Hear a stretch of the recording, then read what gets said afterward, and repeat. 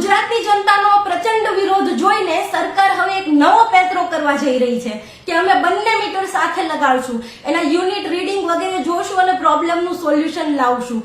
મારો ખાલી એક જ સવાલ છે કે જો આ પ્રોબ્લેમ એ પછી પણ જેમની એમ રહી તો શું ખાતરી અને બાહેંધરી છે કે પછી તમે આ સ્માર્ટ મીટર નામનું ગતકડું પાછું અમારા ઘરેથી લઈ જશો અને અમારું જે મીટર હતું એમનું એમ રહેવા દેશો? કોઈ કંપની, કોઈ સરકાર આવી લેખિતમાં બાહેંધરી આપશે નહીં.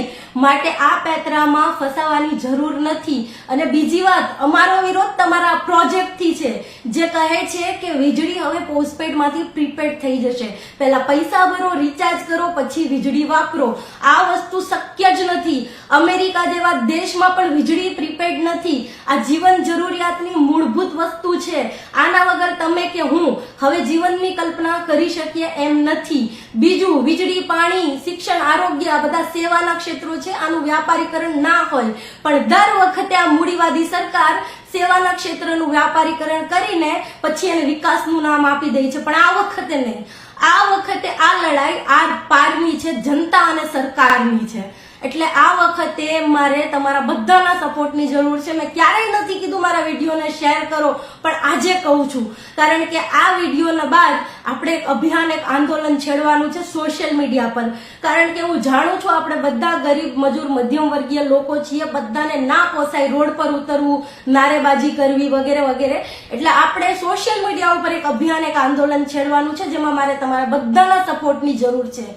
તમારા વોટ્સએપનું સ્ટેટસ, તમારા ફેસબુક, ઇન્સ્ટાગ્રામની સ્ટોરી, તમારી ડીપી, તમારા ફોટો વગેરે જગ્યાએ એક વાક્ય ખાલી લખીને મૂકી દો, જો તમે મીટર બદલશો તો અમે સરકાર બદલી નાખશું. એમ ના માનતા કે લોકસભાની ચૂંટણી પૂરી થઈ ગઈ છે તો અમે કંઈ નહીં કરી શકીએ. ગુજરાત વિધાનસભાની ચૂંટણી બાકી છે.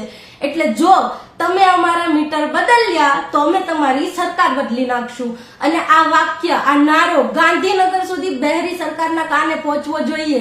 તમારા વોટ્સએપ, ફેસબુકના સ્ટેટસ, સ્ટોરીમાં, ડીપીમાં બધી જ જગ્યાએ વસ્તુ લખી નાખો કે જો તમે મીટર બદલશો તો અમે સરકાર બદલશું. તમે મીટર બદલ્યા, અમે સરકાર બદલી, બસ વાત પૂરી.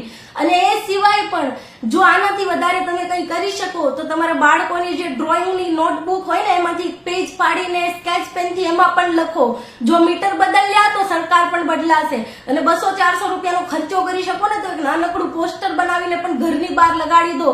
સેમ વાક્ય, મીટર બદલશો તો સરકાર બદલાશે.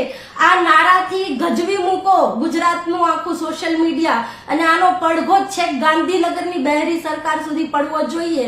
મારે તમારા બધાનો સપોર્ટ આમાં જોઈશે કારણ કે કોઈ એક વ્યક્તિ આ લડાઈ લડી શકશે નહીં. અને બીજી એક વાત ખાસ ધ્યાન રાખજો, સરકાર અને કંપની વચ્ચે 2 વર્ષ પહેલા જ MOU થઈ ગયા હતા. એટલે ખૂબ જ ઓછા ચાન્સ છે આ પ્રોજેક્ટને રદ કરવાના.